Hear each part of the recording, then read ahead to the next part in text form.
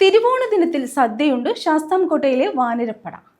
ധർമ്മശാസ്ത്ര ക്ഷേത്രത്തിലാണ് തിരുവോണ നാളിലും ഓണസദ്യ വാനരന്മാർക്ക് നൽകിയത്.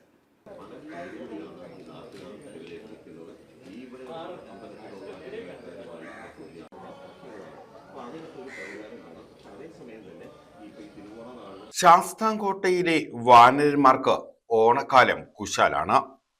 ക്ഷേത്രത്തിലെത്തുന്ന ഭക്തർ വിഭവസമൃദ്ധമായ ഓണസദ്യയാണ് വാനരന്മാർക്കായി ഒരുക്കുന്നത്.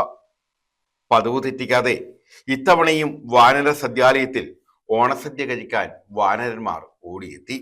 5 പതിറ്റാണ്ടുകളായി ശാസ്താംകോട്ട ധർമ്മശാസ്ത്ര ക്ഷേത്രത്തിലെ വാനരന്മാർക്ക് ഭക്തർ ഉത്രാടത്തിനും തിരുവോണത്തിനും സദ്യ ഒരുക്കാറുണ്ട്.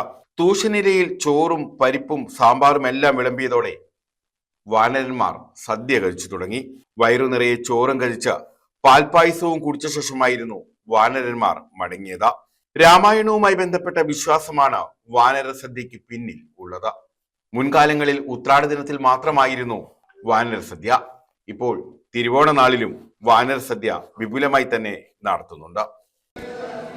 ത്രേതായുധ കാലത്തിനും അപ്പുറം പാരമ്പര്യമുള്ള ഒരു ക്ഷേത്രമാണ് നമ്മുടെ ശാസ്താംകോട്ട ശ്രീ ധർമ്മശാസ്ത്ര ക്ഷേത്രം. രാമ ലക്ഷ്മണ ശ്രീരാമ യുദ്ധത്തിൻ്റെ